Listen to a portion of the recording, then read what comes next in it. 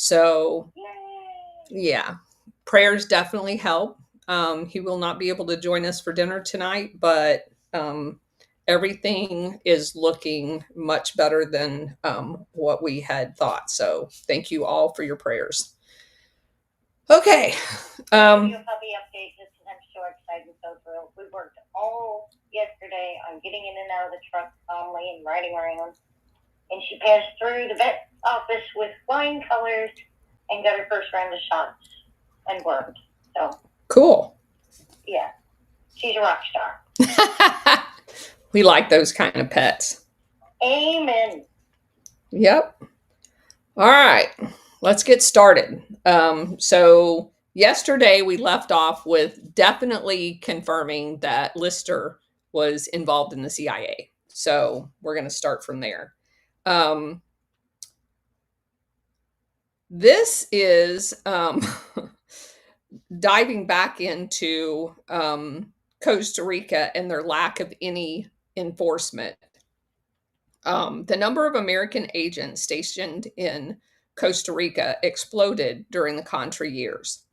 The reconnaissance aircraft, spy satellites made routine overflights, photographing all of northern Nicaragua for the Contra War and monitoring Sandinista troop movements in rural airfields where the Contras used for their flights. Now, what's interesting to me about this from my Air Force experience is we've got like a small army down there, and we never discovered any drug trafficking, and we never discovered any arms trafficking with all of the reconnaissance assets down there because it was us involved in it. In spite of all of this cutting edge technology, plus firsthand human intelligence on Norwin Menendez, the Americans proved surprisingly inept at catching the drug dealers, despite obvious and widespread trafficking throughout the entire area. The subcommittee was unable, to find a single case against a drug trafficker operating in all of this area under reconnaissance, according to U.S. intelligence officials. A U.S. subcommittee reported in 1988. Quote, this is despite an executive order requiring intelligence agencies to report trafficking to law enforcement officials, and despite direct testimony that the trafficking on the Southern Front was reported to CIA officials, unquote. That is how one of many indications that the CIA does not work for the American government. Costa Rican law enforcement officials said in interviews that the contingent of DEA agents working from the U.S. Embassy in Costa Rica showed little interest in helping them probe the huge drug trafficking issue. A former prosecutor by the name of Jorge Chavaria, who investigated several such cases in the 1980s for their Office of Investigations, said he was convinced the DEA knew all about the Contras and drugs. All of these flights and pilots were flying in and out with drugs could not have been ignored by the DEA. They were just looking in the other direction. That's an actual quote from him. During a 1987 Senate subcommittee hearing, Senator John Kerry of Massachusetts told DEA Director John Lawn that, quote, the head of the DEA office in Costa Rica was interviewed by this committee, and he told us that the infrastructure that was used to supply the Contras was used to smuggle drugs. This is your DEA officer in Costa Rica. Are you familiar with that report? Unquote. Lawn replied, no, sir, I am not. The DEA's position, said Lawn, and his aide, David Westrick, was that there was no credible evidence to support the allegations. The DEA officer in Costa Rica, who was questioned by the Kerry Committee, Robert Neves, was in a perfect position to know, however. According to Norwin Menendez, Neves was his control agent and would be throughout the entire time of the 1980s. Menendez's appearance in Costa Rica also coincided with the time when his drug network was rendered leaderless, accidentally disrupted by a Costa Rican police investigation.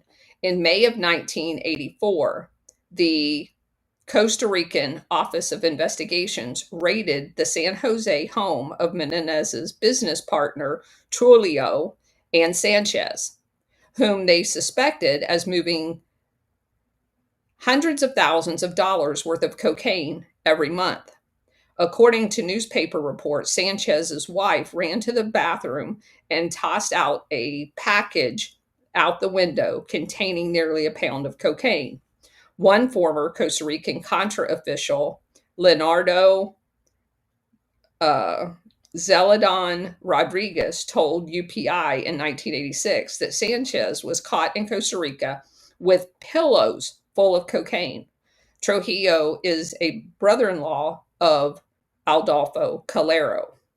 Both Sanchez and his wife was arrested on trafficking charges, but the charges against his wife was eventually dismissed. Trujillo was acquitted after convincing the jury that he was an addict and it was all his own cocaine. Can't make it up. Nonetheless, the raid provided the Costa Rican authorities with a break they needed to land an even bigger fish in the Menendez organization. While searching Sanchez's house, the agents were interrupted by a banging on the front door. Opening it, they came face to face with Horacio Parina Lanunes. He was referred to as La Barra, the Menendez lieutenant who had been supplying cocaine to Caprese and Zavala in San Francisco and funneling the profits to the Contra army under the command of Chamorro. In August or September of 1984, a recently declassified CIA cable shows that Menendez had approached Chamorro and asked the Contra leader to help move drugs into the U.S. Neither Chamorro nor the CIA's response to Menendez's overture was disclosed. Through Pereira's drug trafficking activities,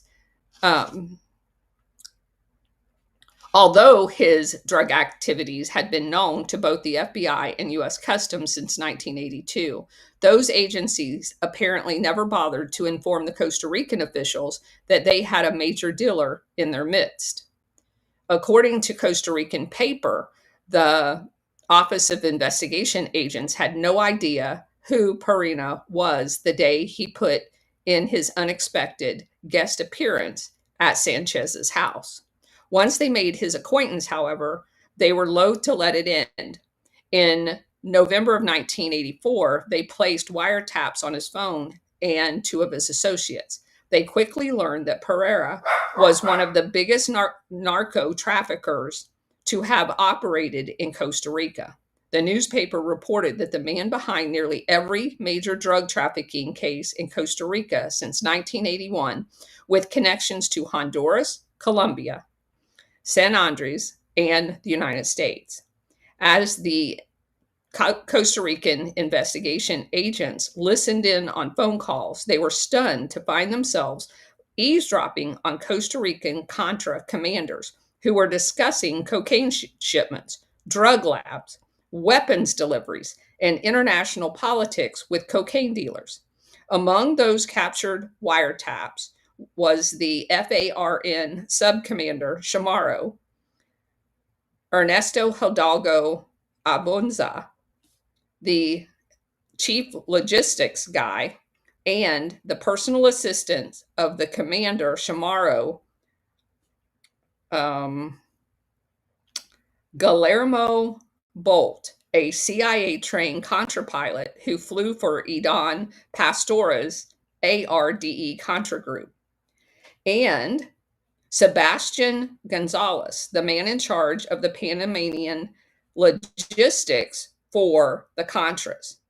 During one conversation, a caller mentioned that Gonzalez was building a cocaine processing lab in Panama and hinted that he was kicking back $25 million a month to Panamanian authorities to do business there. Pereira's wiretaps were an intelligence bonanza for Costa Rican police. Gonzalez was a wanted man at the time that these calls were being made, having recently fled Costa Rica after he and the FARN's logistics chief were caught with 600 grams of cocaine in a house in Costa Rica. Gonzalez was overheard calling Pereira from his hideout in Panama, where he had been living under the protection of Noriega, who was at the time still in the military and not in charge of Panama. A intelligent smuggler, Gonzalez had worked for the CIA since 1983 as the Panamanian quartermaster for all Costa Rican Contra armies, supplying supplies and deliveries from Noriega's armed forces because they were using Noriega as a drop-off point to supply the Contras. He was a personal friend of Manuel Noriega since high school. His job was to manage the armed flights from Panama to the Contras. According to a 1998 CIA report, Norwin Menendez was known to be involved in drug trafficking activities of Gonzalez. In a 1984 cable from the Costa Rican CIA station to Langley, Menendez said there was another trafficker, Tuto Monkel, who was involved in drug trafficking with this Sebastian Gonzalez Mendetta in Costa Rica. It was reported that Menendez owned a restaurant, because they all do, in which Gonzalez might have had a financial interest. According to the cable, Menendez, Gonzalez, and Munkel were all well-known Nicaraguan mafias dealing in drugs, weapon smuggling, and laundering of counterfeit money. The Tuto Munkel memo mentioned the CIA cable, and basically it was assumed that the Munkel was Augusto Munkel, a Contra supporter who had been detained in Miami with Pereira for currency violations during an FBI Frogman case that we talked about a few chapters back. So these guys are on everybody's radar. In 1990 interview with a journalist, Gonzalez said that Horacio Pereira had offered him money to help finance a new Contra movement he started when he broke with Pastora. It was referred to as M3. Horacio Pereira earlier had loaned money to Idan Pastora, and he offered to help M3. But we rejected this because Norwin Menendez and Sanchez were involved in drugs, and we didn't want to be involved in drugs. So everybody knows they're involved in drugs. Largely on the strength of the wiretap, Pereira was convicted of drug trafficking in 1986 and sentenced to 12 years in jail, one of the harshest sentences handed out by a Costa Rican court. The verdict was significant enough to attract the attention of CBS Evening News, which aired a brief report in June of 1986 on Pereira's trial and the undercover taps. The wiretap phones calls show that drug dealers have ties to the highest level of Contra leadership in Costa Rica, the correspondent said. Mike O'Connor, that's who it was. Quote, Costa Rican narcotics officers say much more than dope has been flowing through their country to the United States since the Contras began operating here, and they don't believe it's a coincidence, unquote. Pereira never served a day of his sentence. He was released on bail and disappeared. Menendez said his friend was chopped into tiny bits in Guatemala a few years later when he became embroiled in a dispute over a drug debt. The Costa Rican government's indictment of Pereira, Gonzalez, and Torlio Sanchez might have been expected to put a crimp in the cocaine trafficking in that small nation. After all, Costa Rica's biggest dealer, Pereira, was out of business. Gonzalez was on the run, and their supplier, Norwin Menendez, was now working as an undercover informant for the US DEA. But you'd be wrong if you thought that. Quote, it was precisely in that period when the transshipment of weapons and drugs grew. A Costa Rican legislative commission reported that. Again, this growth can be traced to drug a drug ring involving the Contras and the CIA. CIA records and declassified testimony of former CIA officials who oversaw the Contra program in Nicaragua confirm that the intelligence agency began receiving reports of drug trafficking from Idan Pastora's ARDE faction in late 1984. In a secret congressional hearing in April 1987, former CIA Costa Rican station chief Joseph Fernandez testified, quote, there were certainly substantiated cases, and we can name names if you wish, of people in Pastora's group of supporters and their lieutenants that did have connections to drug traffickers. And in fact, he himself received funds from a person who was known to be affiliated with drug traffickers, unquote. Pastora admits all of that, but he says it was due entirely to the CIA. In an interview, the former Contra commander claimed that he was a target of an elaborate CIA scheme to force him out of the war, a plot that involved the use of drug dealers working for intelligence agency. This occurred, he said, after he refused CIA orders to unite his forces with the former assassins in the National Guardsmen of the former Somosan government, which was being ran by Norwin Menendez's friends, which, of course, is exactly what they did with Pablo Escobar.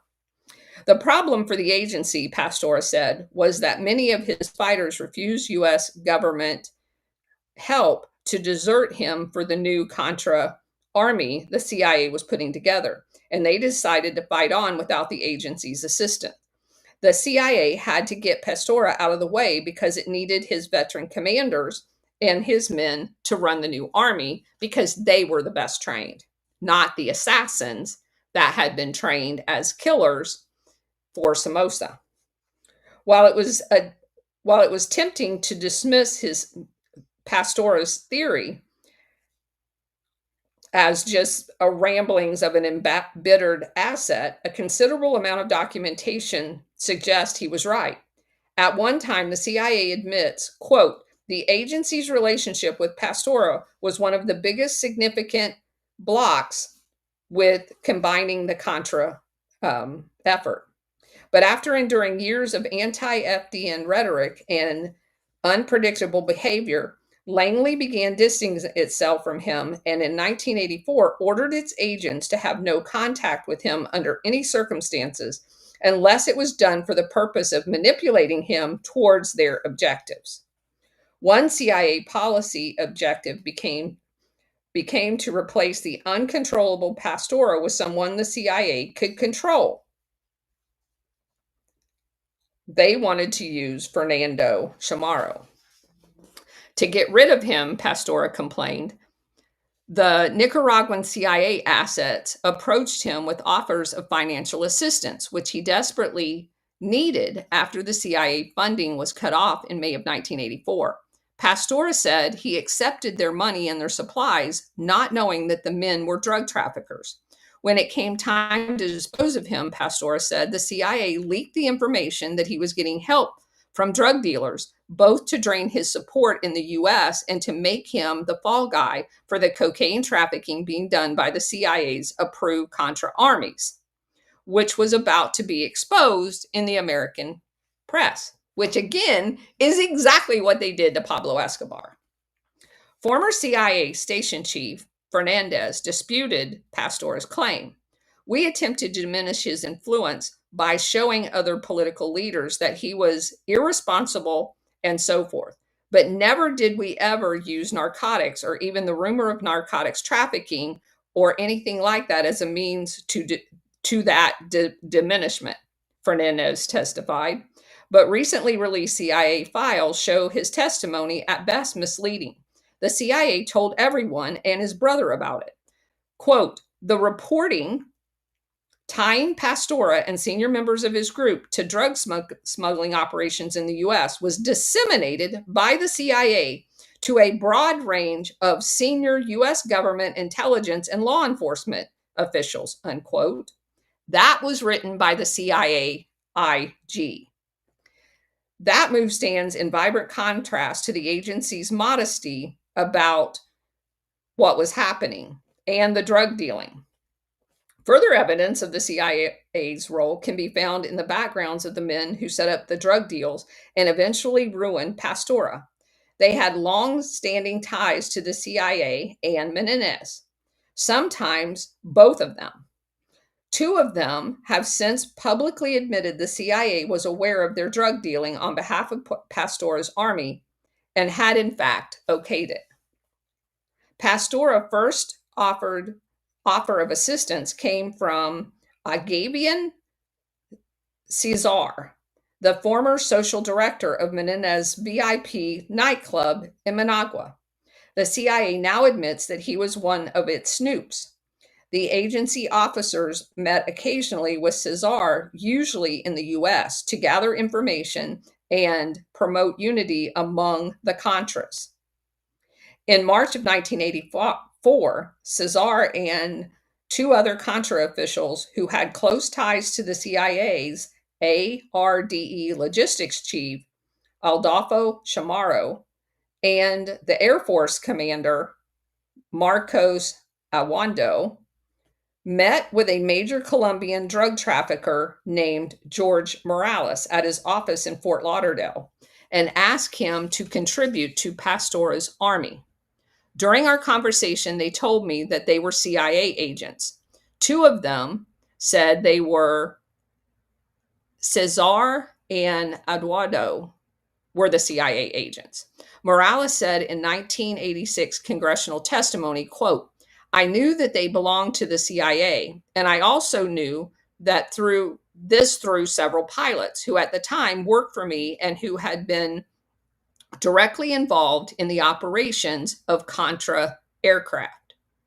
Like Cesar, Aquando was another old friend of Menendez. He was also a close associate of CIA's man in northern Costa Rica, John Hall, who served as the agency's unofficial liaison for the Contras. Now, you guys may remember in several books that we've already went over, John Hall is the guy that bought up all of that ranch land that installed airstrips in there and was a logistical hub, not only for the weapons trafficking, but for the drug trafficking as well in Costa Rica. Morales, the Colombian trafficker, had supplied a few shipments of guns to the Contras in 1983, and he was surprised that the Contras still wanted his help in 1984, since he had just been indicted by a federal grand jury on conspiracy and cocaine trafficking. But Morales said Cesar and Aquando made it clear that if he assisted them again, they would make his legal problems go away. Weird.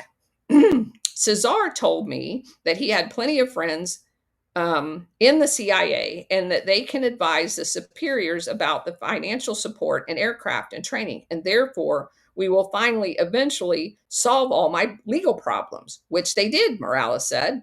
During the entire time he was working with the two Contras on drug deals, no action was taken on his pending cocaine indictment in the US.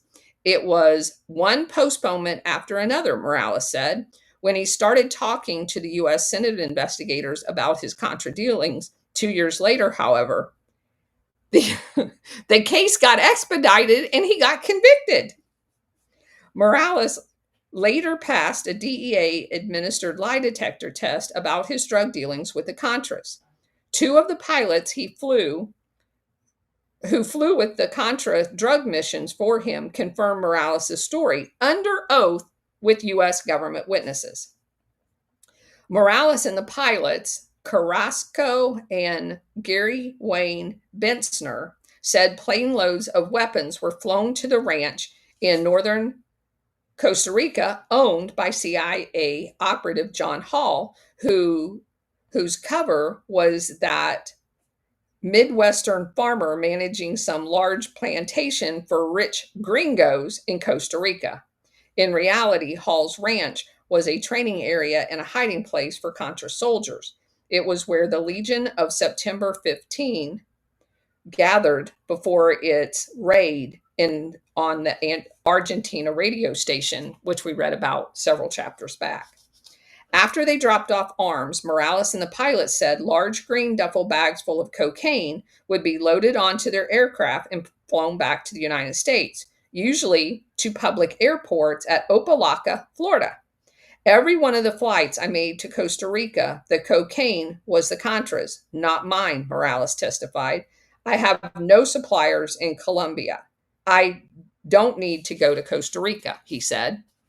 While Hall was vehemently denied all of the accusations that drug trafficking occurred on his ranch, one secret FBI report shows that the CIA official who was overseeing the Contra from Washington during the time, Alan Fierz Jr., was convinced that Hall's ranch was being used for Contra drug flights. There is no doubt in Fier's mind that Pastora's men transshipped drugs out of the airstrip on Hall's ranch. Investigators for the Iran-Contra prosecutor, Lawrence Walsh, reported in 1991. Fier's realized this around 1986 when he heard all the evidence from Senator John Kerry's hearing and from the newspapers. Fier's is adamant that he had no knowledge of CIA complicity in any of this. Hall said that about Fryer's testimony that he was astonished. Hell, here I thought all this time the people spreading rumors like that were the Sandinistas and the communists. Now I find out it's my own government. In other words, that guy is a conspiracy theorist. That never happened. One of Morales's pilots who flew in and out of Hall's ranch, Tito Carrasco, testified that one of Pastora's commanders assured him that he had nothing to worry about because the CIA was protecting the flights from Costa Rica all the way to Florida. Octavio and Papo tell George Morales, listen, these people are supposed to work for the CIA. Those people are supposed to have, everything under control. So the people tell George, do it in Opelika. Nothing will happen if the plane arrives in Opelika. And he was asked, and you flew into Opelika? Yes. Did someone stop you? Nobody. Carrero's opinion was that the entire operation was being protected from police interference all the way from Panama, where his drug flights originated. Every week, I flew from Panama, between Panama and Costa Rica, with different passports and different names, and they never asked me why. So if that's not protection, I don't know what is. The Contra officials gave Carrasco and Morales good passports from Nicaragua during a party at Morales's house in Miami. The passports were complete with entry and exit stamps from a variety of countries. They only lacked a name and a photograph, which they quickly filled in. Carrasco's co-pilot, Gary Benser, also testified that their flights were protected by the CIA. And he was asked, did those CIA people permit you to fly airplanes into foreign countries carrying weapons? Why, sure, he said. And bring drugs back? Yes. And did these CIA people know that you were doing this? Certainly, he said. Asked if he was surprised that his boss, Morales, was helping the Contras, Benzer, who pleaded guilty to federal drug charges, said, no, actually, I wasn't surprised by it because I knew that George was an anti-communist, as are most Colombians. So the cartel and people like that are definitely anti-communist. I don't suppose their world would function too well in a communist world. It's strictly a capitalist movement and a drug business. When money from the drug sales was collected, Carrasco said he would deliver it to the CIA operatives Chamorro and Cesar, sometimes in the United States and sometimes in Costa Rica. He said he delivered bags of money sometimes 2 or 3 times a day. I paid a lot of money, maybe millions. In 1996 interviews with the Washington Post, Cesar and Chamorro both said the CIA was fully aware of their involvement with the Colombian drug traffickers and had approved it beforehand. Cesar informed a CIA officer stationed at the El Salvador drug base this same thing. Chamorro went higher than that to Langley. I called our contact at the CIA. Of course I did, Chamorro told the Post.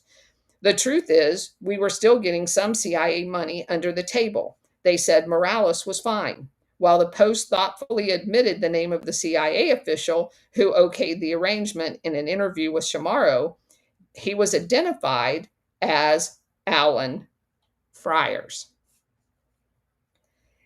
In congressional testimony, former Costa Rican liaison chief, station chief Joe Fernandez and Fires once ordered him to use 2 suspected drug trafficking in a still secret CIA operation involving the Contras. Quote, for political consideration, there were 2 individuals who were associated with Pastora who had allegations against them for drug involvement, and the chief of the Central American Task Force wanted the declassified hearing transcripts that they wanted. That's according to declassified hearing transcripts. Quote, I objected to it in cable traffic, in person, and it was deemed necessary, and then the redacted name, at least since there were only allegations and not proof. And so I was overruled and we proceeded to do it, and we did it. So basically, they're describing setting up Pastora because he wouldn't play ball with the CIA. He was also asked by Senator Daniel Inouye of Hawaii, but in your mind, it went beyond allegations, didn't it? Fernandez said, yes, sir. Redacted, there were also indications that our suspicions might be more well-founded. So the rest of the exchange with Inouye was censored for national security reasons. So in other words, everybody knew that they were setting up Pastora. After his first meeting with the Contras, Morales testified that he agreed to give men aged C-47 cargo plane that he had stored in Haiti. He also gave them $10,000 to fly the transport to the private El Salvador airport. Pastora's plane had been hangared there since 1983 under an arrangement worked out between the CIA pilot and the San Salvadorian Air Force. The C-47 was the first of many aircraft the Colombian trafficker would give to the Contras. According to a Senate subcommittee investigation, the airplane was officially transferred from Morales on October 1984 for $1.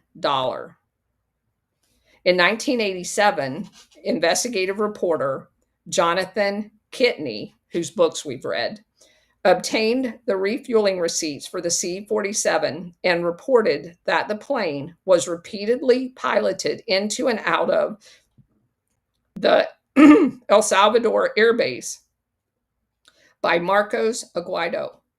Another one of the C-47 pilots Kitney found was Geraldo Duran, a Costa Rican drug pilot who also served as chief pilot instructor for the Southern Front Contras. Duran was convicted of narcotics trafficking in Costa Rica in 1987 and thrown in jail.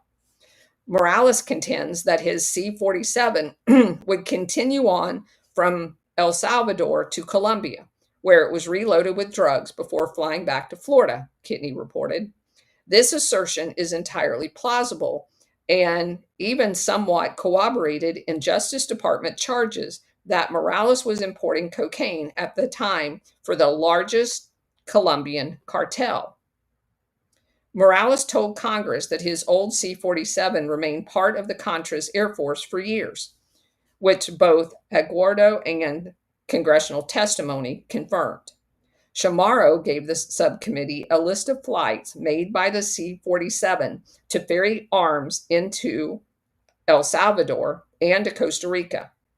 That was in a Senate subcommittee report. It went on to say between October 18th of 1984 and February of 1986, some 156,000 pounds of material was moved from the El Salvador base to airfields in Costa Rica. When he quit the war in 1986, Aguardo said that he sold the aircraft for $30,000. Who bought it? Menendez. In 1997, Aguardo said the C 47 was still being used by Menendez in Venezuela. Soon after Morales began supplying him with money, Pastora said Danielle Blanton popped up waving cash. Pastora knew Blanton from before the Sandinista Revolution, when Blanton headed the pro Somoza student group in college. We knew of him as a man who had always had money, Pastora said. In fact, he was regarded in Nicaraguan as a millionaire. He was a member of the Blanton family, a family that always was well to do. Pastora said he met Blanton during a trip to LA in late 1984. Marcos Aguardo confirmed this and said he had accompanied Pastora to the meeting. Both men agreed that Blanton provided cash, according to Pastora, some $6,000 to Pastora and $20,000 to Aguardo. He also provided pickup trucks and keys to Blanton's vacation home in Costa Rica, where Pastora lived rent-free for several years. Blanton told the CIA that he could have charged Pastora, but he didn't. The only time Daniello came to Costa Rica was for parties and to meet with Menendez. It was around this time, according to former CIA official Fires, that the CIA learned Pastora was getting drug money. We knew that everybody around Pastora was involved in cocaine, he testified. We knew it from November 1984 forward, and we reported it. Pastora assumed Blanton was a successful car dealer, not a drug dealer. And he thought nothing of the donations at the time because Blanton had always been a millionaire. It seemed to me totally natural that a friend of mine would want to help me. Another Blanton associate who came to Pastora's aid after the CIA cutoff was Nicaraguan pediatrician named Dr. Felix Sabario, who Pastora said volunteered to become his representative to the anti-communist Cuban community in southern Florida, his liaison with U.S. news media, and an ARDE fundraiser. Sabario was frequently quoted in the Miami Herald and other papers as Pastora's spokesman from 1984 to 1985.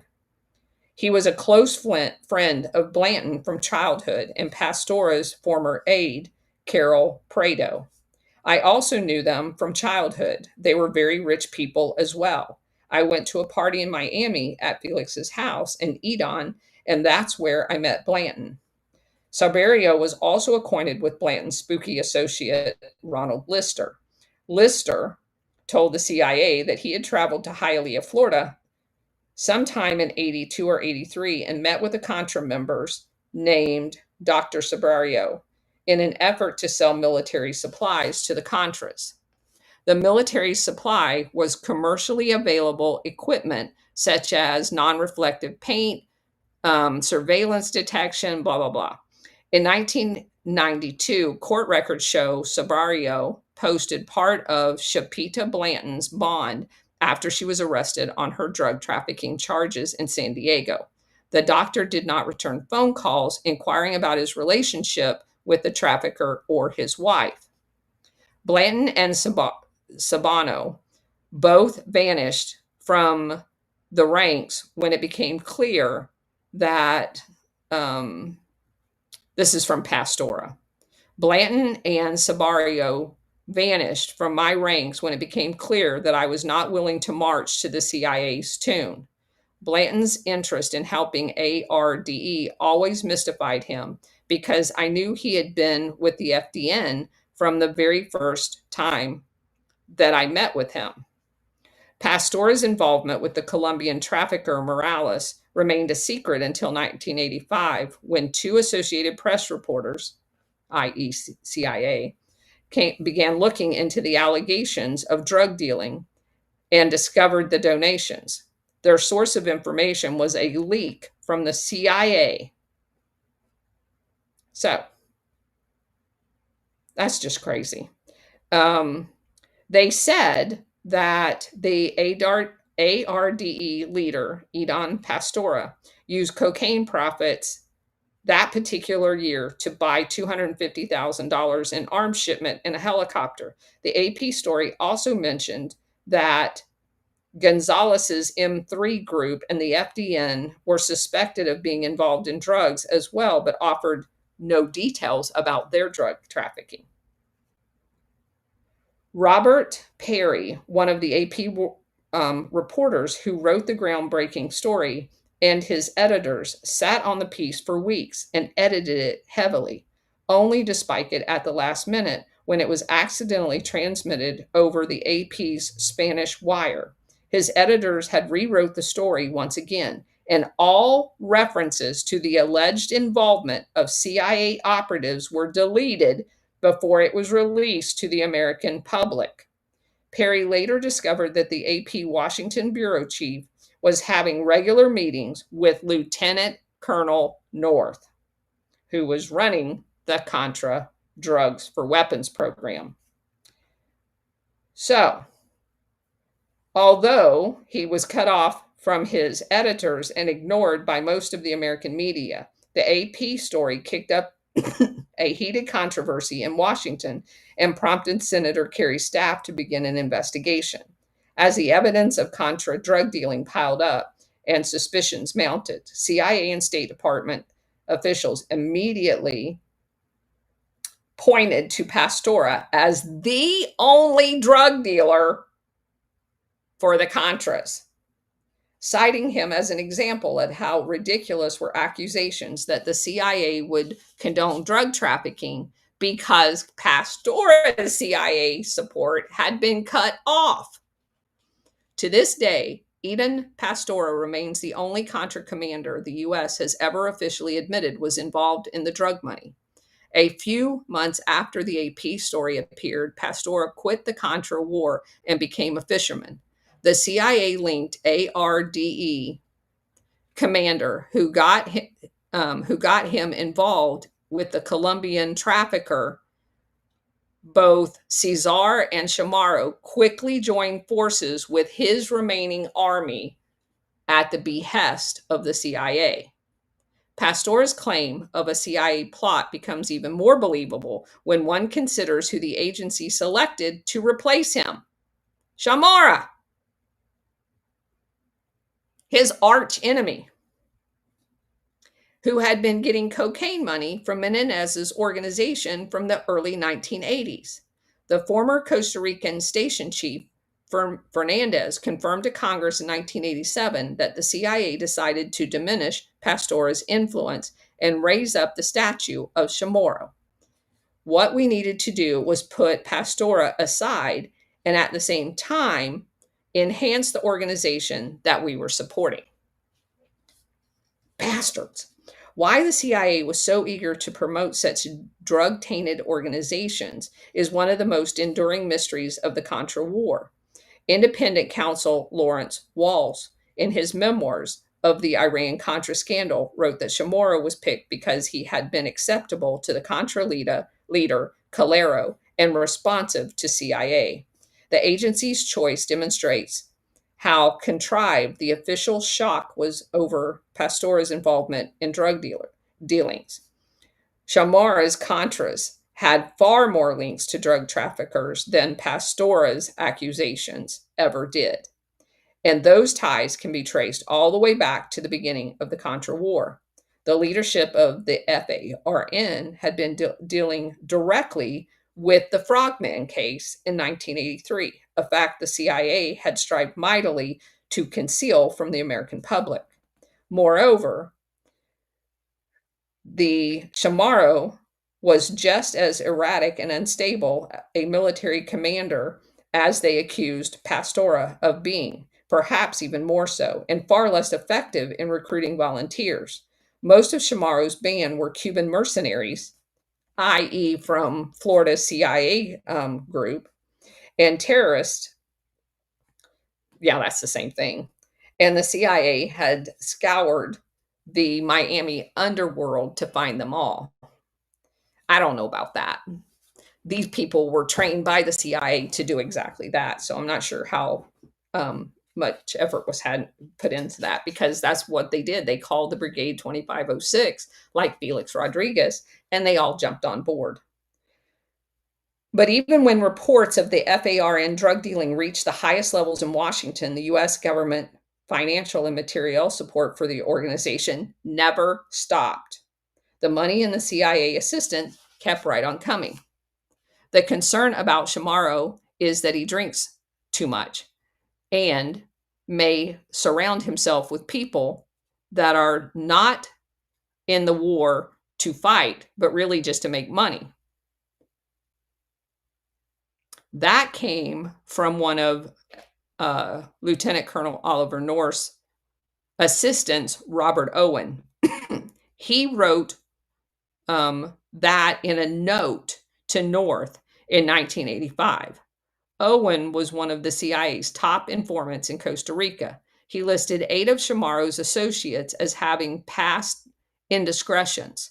The list included the FARN's Air Force Chief, Robello, who Owen described as having potential involvement in drug running, and Menendez's partner, Gonzalez, whom Owen said was now involved in drug running out of Panama. That Menendez and Gonzalez were dealing cocaine together had been known to the CIA since late 1984. One of the men closely involved in the Contra operation around that time was none other than retired Air Force General Richard Secord. That was written about by Leslie Cockburn in 1987. He had heard those allegations from the FARN. And it was said that he didn't pick any of the people, the CIA did. As the fighting force, FARN was an unmitigated disaster, probably the most inept Contra group there was. Never numbering more than a couple hundred fighters, the FARN caused great grief for the U.S. government than they ever caused for the Sandinistas. Chamorro's boss was creating a very difficult situation, the CIA station chief, Joe Fernandez, was reported to Langley. They said that they were catching flack from both Costa Rican government and the U.S. ambassador to get those people under control. And that's the reason they wanted Pastora out of the way, so they could use his fighters, because his fighters was much more disciplined and effective. According to Fernandez, Chamorro and his men couldn't be driven into battle with a cattle prod. They certainly had to get their act together and their guts in place to say no more Costa Rican sanctuary. Let's go fight the Sandinistas, Fernandez told Congress. They were extremely, and that is not an overstatement, they were extremely reluctant to do so. Chamorro, to this day, that I know of, has never been in Nicaragua as part of the Contra effort. CIA informant Rob Owen confirmed that the Costa Ricans wanted the people. They were up near Costa Rican-Nicaraguan border. They were in several camps. They wanted them to move out. They wanted them to move at least inside of Nicaragua, Owen testified. There was a hesitancy on part of the Chamorro group. Their hesitancy was based on going deep inside of Nicaragua. They would not have Costa Rica to be able to run back to. Blanton's drug dealing friends, the Torres brothers, told LA County Sheriff's investigators that during the height of the Contra War, they would continually run into supposed Contra commandantes in casinos throughout Nicaragua. So, in other words, we're paying, not we, you and I, the CIA is paying these guys to not actually fight the Sandinistas because they're not. They're paying them to traffic weapons and drugs.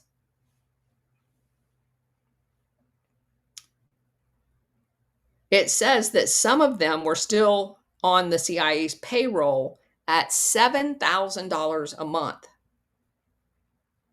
CIA officer Fernandez testified that the last time I remember Chamorro being inside of Nicaragua was 1983 when he crossed the border and was attacked. And if you can imagine a guard post, a guard house, 30 meters or 30 yards inside of Nicaragua. And then when he started to get when the Sandinistas counterattacked, he ran to a telephone on the side and dialed me in Washington, D.C. headquarters, asking for them to attack the guard shack with mortars.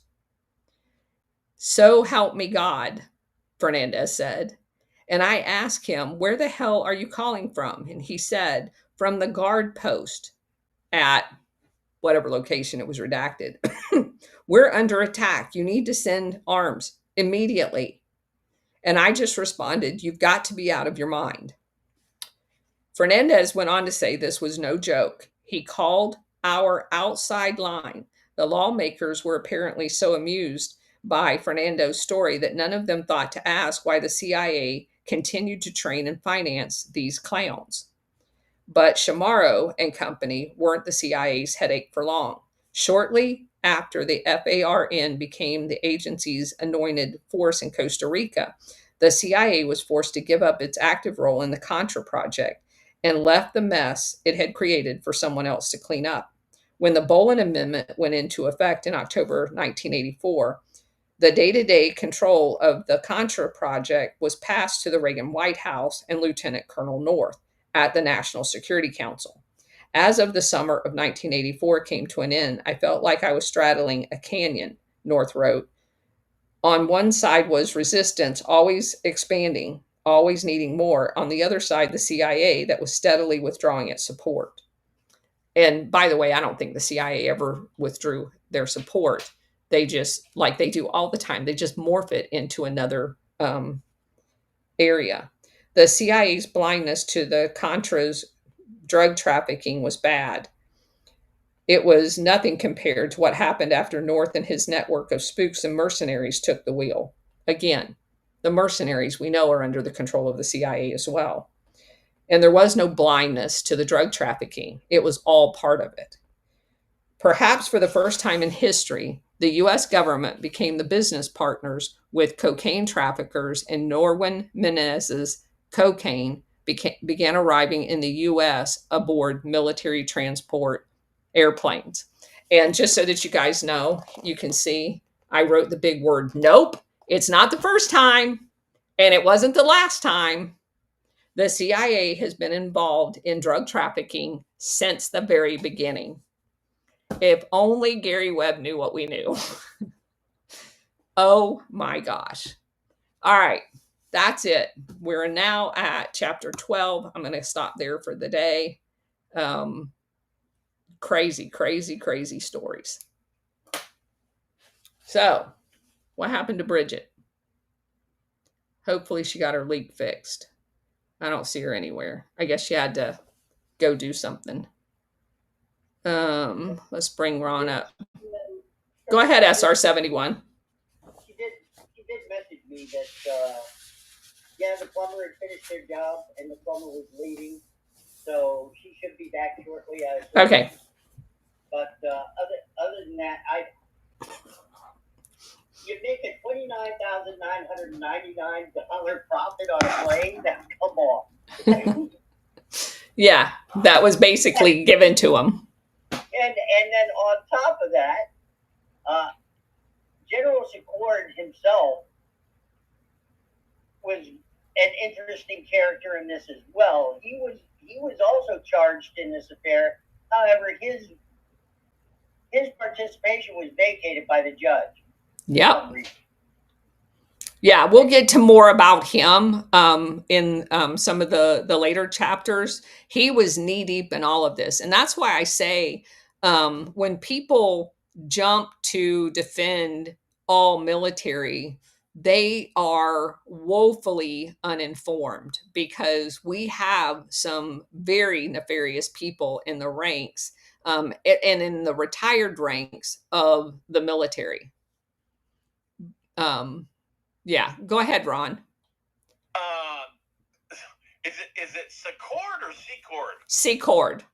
Okay, that's what I thought. All right, so wasn't he like deputy, like the Secretary of Defense or something under Reagan in his first 2 years, and then he got didn't he get busted, and then he got and the charges were just like we're just going to give you probation or something like that for moving all the arms as a private citizen after the fact. But this whole thing gives me not that this is a new revelation, but it really gives me pause on the Reagan administration. It was corrupt as hell. Yeah. Well, so here's my question to you: was Reagan corrupt, or was Bush in charge? All right. So here's my first response to that. I'm sorry. I got a phone call. I don't know if you heard my I didn't. So you can't say Reagan's a great president while saying Bush was in charge. Those are oxymorons. So if Reagan was a figurehead and Bush was actually in charge, then Reagan is not a great president. So that's my immediate response to anybody that asks me about Reagan. Number two, if you want to know the truth of that, you have to go back before, you have to go back before Reagan was president and look at his time as governor and his time as the president of the Screen Actors Guild. And every single one of those research projects bears out the same thing. He was bought and paid for. Lou Wasserman basically gave him the position. Hey, stop it. Gave him the position as the president of the Screen Actors Guild. And in return, Ronald Reagan gave him a waiver and allowed him to be a talent organization as well as a movie guy, which no one else was ever granted a waiver for. And then Lou Wasserman goes on and basically funds his campaign as governor, which if you go back and look at his tenure as governor of California, it wasn't as great as everybody says it was. Oh, hell no. Yeah. And so he was corrupt. And then because he's a bought and paid for guy, they stick him in as president with vice president, CIA director Bush. So yeah, no matter how you look at it, if he wanted to come out and tell America after he got shot that, hey, I got shot because I won't do these things the people want me to do, so I'm going to resign, and the guy that's going to replace me is a crook and needs to be impeached, that's one thing. That would have made him a great president. Having done none of that and never revealed, he lied repeatedly to the American people, not just about Iran-Contra. Everybody forgets about Angola. They were up to their eyeballs in nefarious and using the Cuban exiles in Angola to try to exploit Angola's uranium and gold and minerals. They wanted the UNITA, which was as corrupt as any government could have ever been, potential government.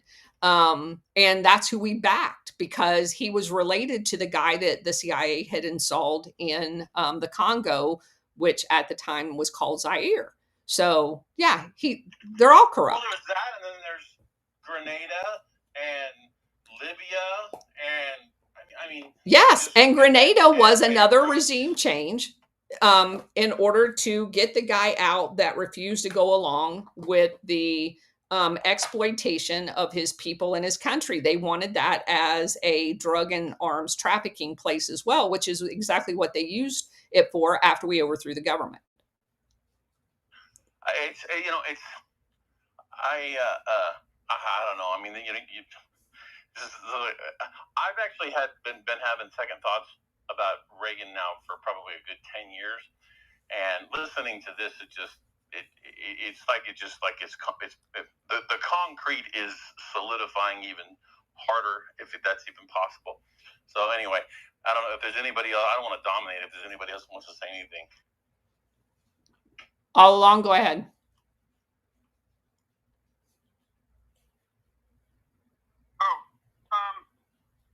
Yeah, I just wanted to suggest a possible pattern going on here. That the way I see kind of the question that Ron brought up about the relationship between Reagan and Bush, I think it can be seen in terms of a longer term relationship between like what might be termed the East Coast sort of Republican core of the CIA being, for example, Dewey, Prescott Bush, and they lost the 48 election in a close election to Truman, and yes, Truman was the guy who signed the CIA, but I still think that when kind of matters in the sense of the later it gets, the more the CIA is running everything. I mean, an example of what you could look at his Justice Department was still thinking of, doing the Antitrust Act on the gigantic oil cartel. And then Dulles came in with Eisenhower, and it was a done deal that it was not going to be, there would be no antitrust, and the oil cartel would go on running everything. So I think you see that in 48 where they're weak in the Midwest and West, so they start watering their Nixon, as the colonel has shown, that he was going to Nixon as early as 1940s. And so Nixon and Reagan are the kind of their phase 1, phase 2 Western strategy, you might be called it. And I mean, you can overdo that, but I think there's possibly some, like Reagan and Bush as the final welding in of the CIA, the GOP aspects merging their Western flank with the East Coast, Dulles Dewey, older East Coast Dulles Dewey faction. You kind of see some of that merging of a Western strategy in both like 52 and 1980. So I think that the relationship between Bush and Reagan is very interesting long term, in terms of that. Absolutely. Long-term process. Absolutely. Renee, go ahead. Hey, everyone. Yeah, and to add on to the Reagan Chronicles, and part of the destabilization of the West Coast, or I should say California, he was the one that signed into law in 1967 while he was governor, the LPS Act, which was what deinstitutionalized mental people, people from mental institutions. And that not only in California, but around the same time, this also happened in Chicago, New York, Massachusetts. It was kind of, if you reflect back, it's all part of the steps of destabilizing these cities and whatnot. And then with the social engineering of the 60s and the whole LSD and the music and the blah, blah, blah, you can see more of a timeline now. And then it was another kablam with this in the 80s and the whole crack epidemic and the music and et cetera. Yep. I never even put this together, but California was a major jump off point for all of the people that were going to Vietnam. Yep. And he was governor of California at that time. Yep. Yep.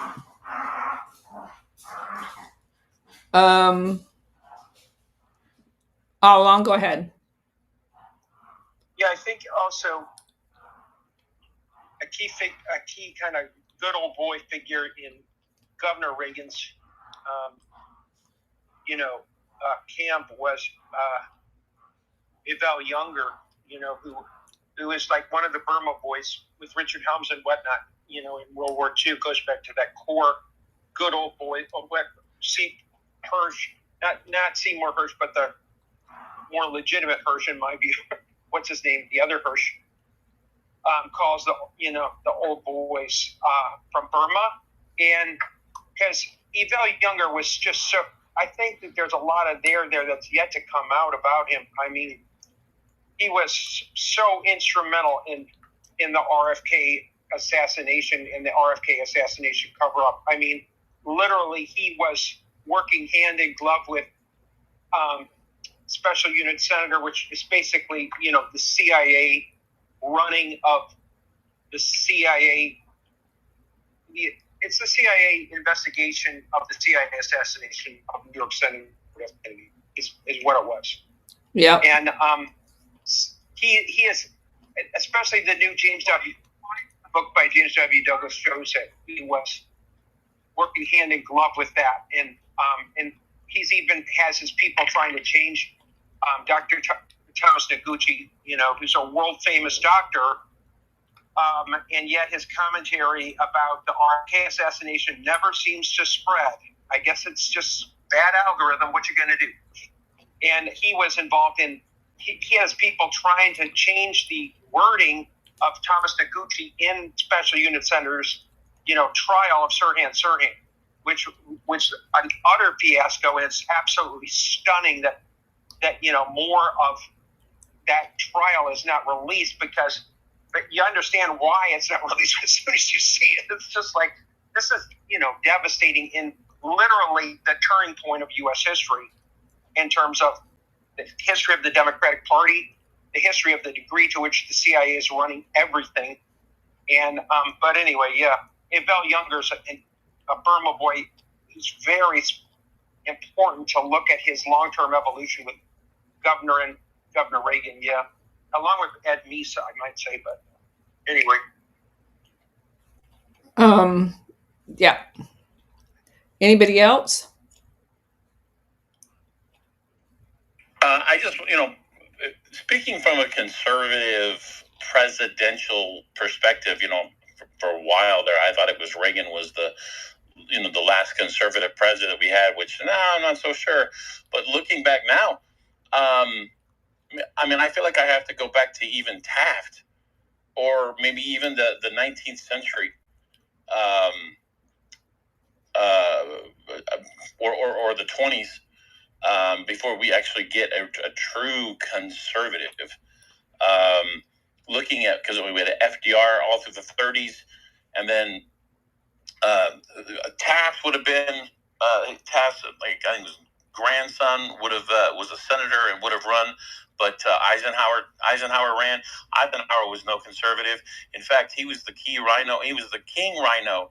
He destroyed the Republican Party for almost 30 years. And anyway, who would you say in terms of like conservatism? What would we have that outside of Trump that was conservative? At this point in time, I got to say even JFK, but I can't even say that JFK wasn't corrupt in certain places. Well, he was less corrupt than the rest of his predecessors and successors, or they wouldn't have killed him. I agree with that. I agree with that. Yeah. Southern, go ahead. This is a question I've never had answered where I believe it. When Carter was president, we had the Iran hostage crisis. But all of a sudden, Reagan's in office, and all of a sudden, he's the hero, and they're coming home. Did the Republicans play with that to get the negotiations to happen after the election? So Carter. That was the original coining of the term October surprise. There was meetings that Haig and soon-to-be Vice President Bush took place in Europe that was meeting with Iranian officials to announce their release after the election so that they could ensure Carter's defeat.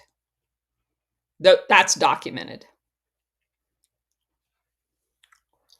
So I thought so, but because even one of Carter's big aides has come out publicly and said the Republicans were involved in the negotiations. So, well, most people don't realize that. Most people don't realize that there were actually 2 missile shipments to Iran. The one involving the Iran-Contra, but there was one prior to that happened right at the beginning of Reagan administration that was the payback for holding off on the releasing of the hostages. So, and both of those were done using Israel as the cutout. All along, go ahead. Yeah, Colonel, in terms of as was being discussed, the history of the Republican Party, and when was the last time there was a quote conservative, you probably have read here and there some little tidbits. Perhaps you've read more than I have about the Warren G. Harding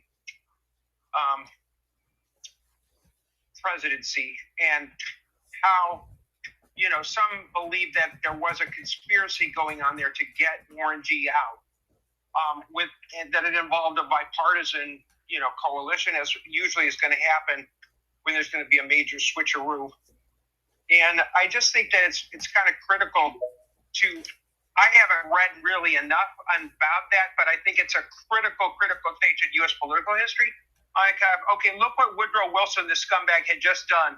In 2016, he lied about saying he was going to keep the U.S. out of World War I.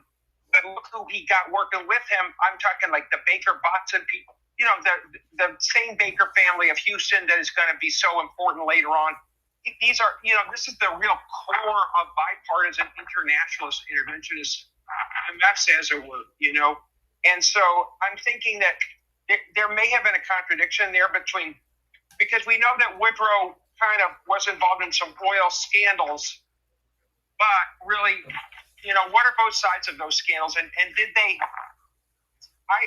I'm getting some indication that there may have been like sort of a difference between like one faction of the duopoly was more internationalist. And, you know, we don't think of the 20s as being internationalist, but it kind of was way more so than we're led. It's just more like, unlike under government cover, it was more private corporation investment. It wasn't really isolationist, you know, like we are told. It's just more like pure syndicate running shit without the later government cover that would occur, you know, later on. And so I think that the transition from Warren G to Coolidge and how that happened, it's kind of might be give us leads into the forces, you know, contradictions in the Republican Party between conservatives versus more like disguised internationalists, as it were. Yeah. SR 71, go ahead, and then we'll go to Ron. Thank you, Colonel. I do want to thank everybody for being here in Spaces today and on Rumble. You make this a pleasure. But the one thing I want to say, and just want to add on to what all along is talking about here, and I think if you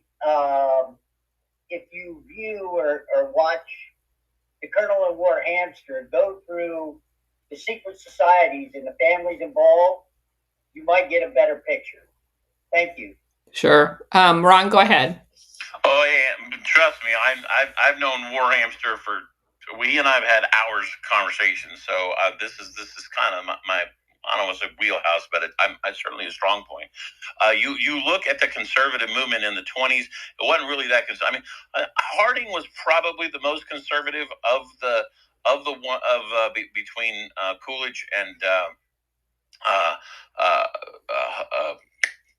what's the guy? Herbert Hoover. Herbert Hoover was a freaking douchebag. I mean, that dude literally ran the Belgium food relief, and one of his primary objectives was to make sure that Germany had enough food to prosecute the war so they could get the Americans in. And that was the whole point, was to prolong the war. But if you look at what World War I was supposed to be, the war, the end all wars, what came out of World War I? The League of Nations. It was too weak. They couldn't have it. So what they had to do during the interwar years, they had to build the whole thing back up and have another war so that they could get their global thing in place, which is exactly what Colonel's talking about with Operation Gladio and the CIA and all that other stuff. So, but in terms of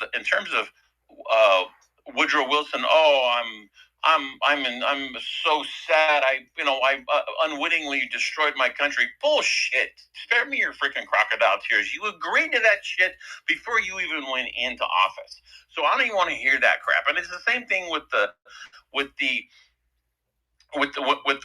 Eisenhower's speech about the military industrial complex. You're the one that freaking put it together. So I don't know. I guess I'm just ranting and venting right now, but we haven't had. It just feels like the deeper I get into this, the Republican Party, literally of the latter half of the 19th century, led to the progressive movement. And essentially, it's the same mindset. It's that Eastern liberal establishment. Because the Republicans, people don't know this, there was not a Democrat president. The last Democrat president had before the Civil War was Johnson, before Woodrow Wilson. And the only reason he became president was because Lincoln got assassinated.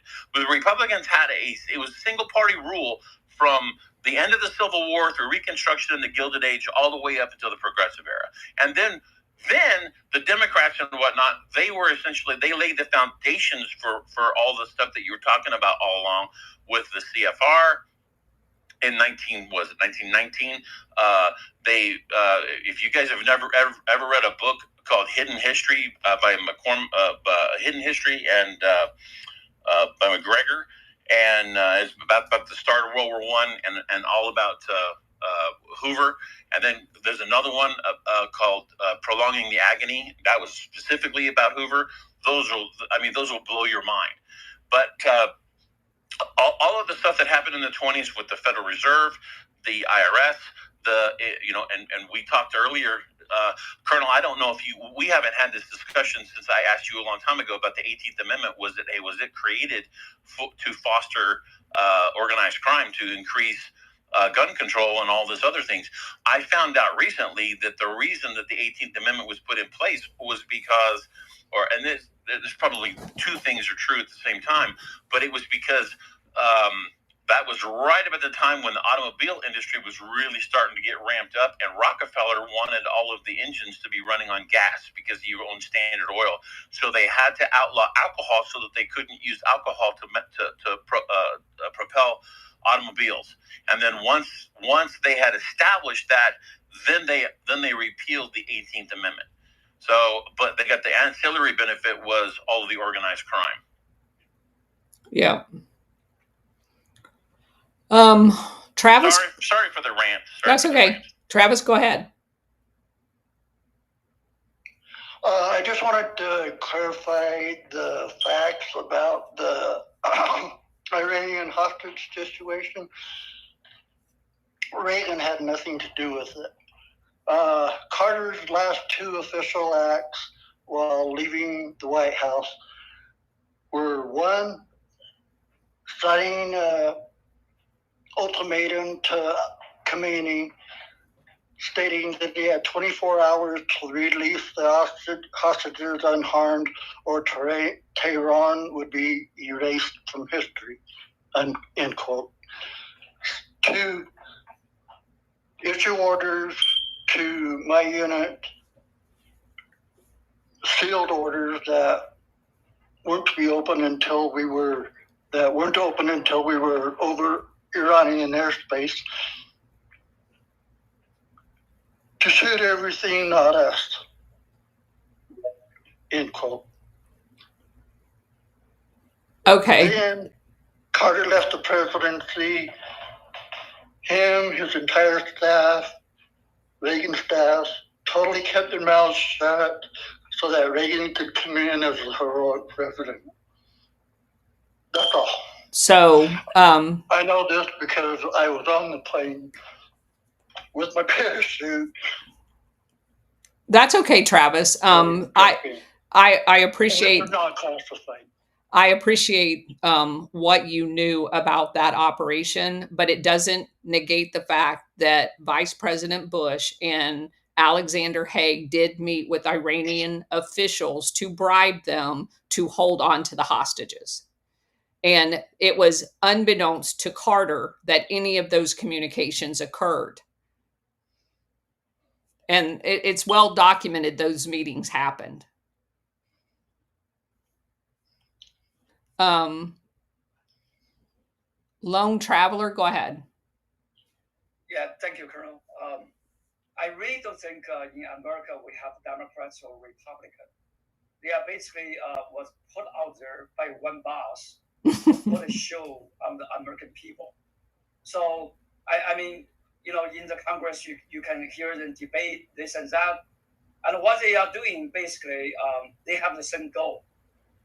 Whoever wins the election will push ahead the goal. And on the other side, they are going to just say, oh, this is so bad, we cannot do this, we have to do that. But they always lose. And then they will gain the vote the next time. And once they get the vote, then they will stop doing what they were doing. I went through this whole thing in 2005 midterm election. They were so anti-war, everything. But the moment they win the election, the next day, everybody forgot what they promised, what they trying to do.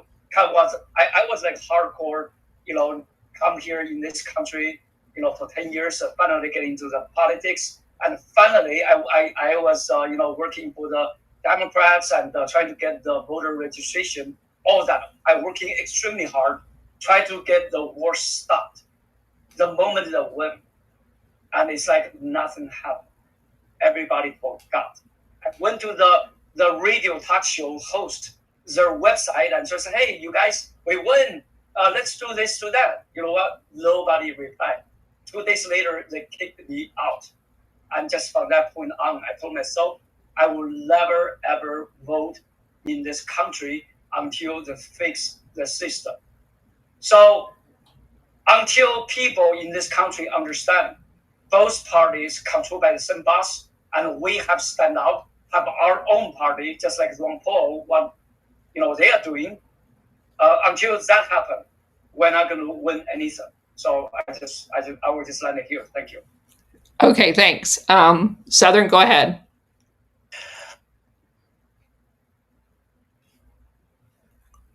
Southern? I don't know if I buy that Jimmy Carter put his thumb down, because he gave away Panama Canal.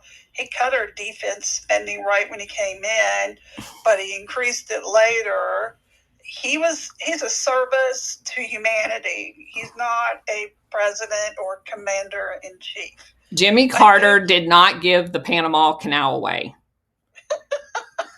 That's a misnomer. Okay. That Panama Canal Treaty had been being renegotiated for 2 presidencies before Jimmy Carter.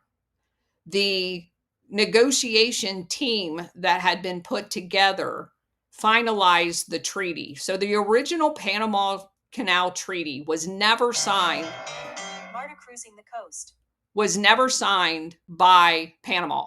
There was no real treaty. It was the United States saying, here's what we're going to do. We built the canal for the 60% that the French didn't build originally. And we're telling you what we're going to do. Panama never signed that. So it was never actually a treaty. For every year after that, Panama complained about it. Finally, and I don't even remember which president, but like 2 before Jimmy Carter, Johnson was the one that started the renegotiation. And or maybe it was JFK. I don't remember, but it was 2 administrations. So that had gone on for years and years and years. And within the first few months of the Carter administration, that team that had been working on it presented a treaty to the U.S. Senate, like all treaties are presented, and they approved it, and Jimmy Carter signed it. It was the first actual treaty in which the United States and Panama signed. So you can't say Jimmy Carter gave the Panama Canal away. Okay.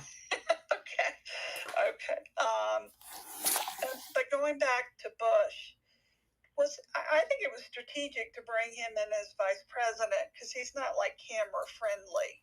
I think it was intentional for them to continue to manage what they were doing to set him up to run for president. Well, as everyone knows, the negotiations for who's going to be your vice president is largely outside the control of who's actually running at the top of the ticket. I mean, that was kind of the how we ended up with Pence with Trump. And Biden as well. Obama did not want him. There's a lot of negotiation for wiggle room on who's going to be the VP. So Bush was definitely part of the negotiations going in, and having someone that for almost his entire adult life, to include the time he was posing as an oil person, was in service to the CIA as a sitting vice president, would be disaster for the country. And it was, in fact, a disaster for the country. I mean, you basically have the CIA running the office of the presidency. Who would ever think that's a great idea? Not me. Not after what I know about the CIA. I think we might have had a different feeling about it a long time ago, but now we have a more clear understanding. Well, sure. I mean, if you go back to that was my first election I ever voted in. I didn't know the ties that the Bush family had to, Skull and Bones. I didn't even know what the hell Skull and Bones was.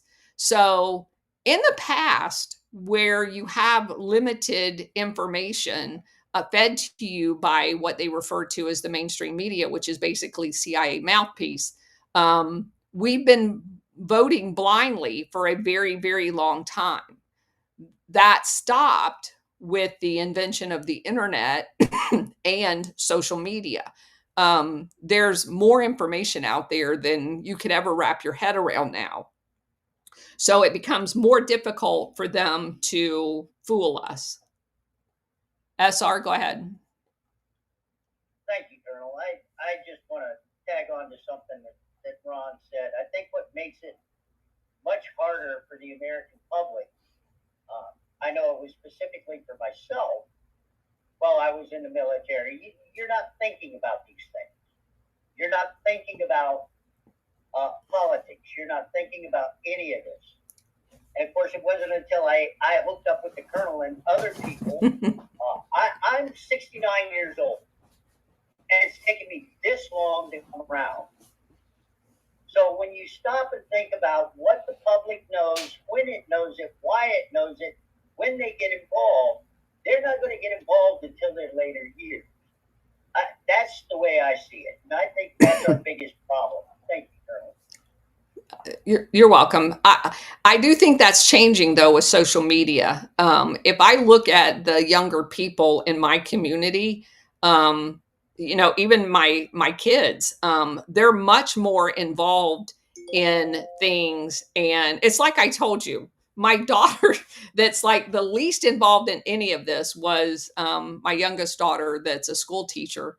And the one time we were talking about, I had just read McGowan's articles about landing on the moon. And she looked at me and she goes, "Mom, we didn't land on the moon." And so I do think that the younger generation completely understands that you cannot trust the United States government in a way that we never did, nor even the generations after my generation. So you guys, I'm going to have to run. It's 5:30 and it's Wednesday night. So Southern, I'm going to let you go ahead and go, and then I've got to run. Basically, it's redundant because you look at all the different books, Colonel, that you've read. Once you got the Gladio eyeglasses out, and all the different books to pull all of this together. Yeah, it's in pieces all over social media, but you're the nexus right now, pulling all that together. We're learning the true history right now. Yeah. And that is amazing. And we don't thank you enough for that. And thank you very much. Thank you, Southern. That's a great way to end the session. Let me just say this. It's taken me 3 years of almost 12 hours a day to learn in 120 books, because this is not written in a single book. The single book would be, 3,000 pages long, which you can't do in a book. And it was a concerted effort to find the truth. It's not just because I told you guys, casually reading, I've already read like over 600 books. None of this shit's in them books. And going back over those books, there's tiny little pieces that now make a lot more sense, that I know what I know. So yeah, the information is out there. It's segmented. And until you understand that structure that we've discovered, a lot of the books is just information without a place to put it. So now we have a place to put all of the information and make sense of it. And I do feel like that, to me, is the greatest takeaway from the last 3 years, is to give people that structure of where to file the information that they have. And like I said, over half of the information and half of the books that I've read has come from you guys, through DMs and comments that's piqued my interest, about this information on places to go dig deeper. So it has definitely been a team effort as far as all of us working together. I literally could not have done it without every day you guys going to my page, because the X, it unfollows you guys when I follow you. It unfollows me when you follow me. It has taken a lot of effort on your part in order to get the information out. And I could have never done any of this without you. So we at least are getting invites. I did just schedule the, so you guys know that I went on Redacted again yesterday. If you haven't seen that, I highly suggest you go watch that. It was, as Ron said, he texted me right after and goes, it was fun watching their jaw drop. So tonight I'm going to be on Alpha Warrior. We're going to go into more depth of the CIA's presence at a whole bunch of different universities and what's behind all of it, who was funding all of that, the timeline in which it was being funded. So you definitely want to watch that. And we're, of course, as we always do, naming names, naming the foundations that were behind it, naming the universities that embraced the CIA coming and taking over their campuses. Anyway, there's that. And again, just thank you all for being here. I really appreciate it. So with that, I'm going to close up shop today, and we'll be back tomorrow. Take care. See you guys later.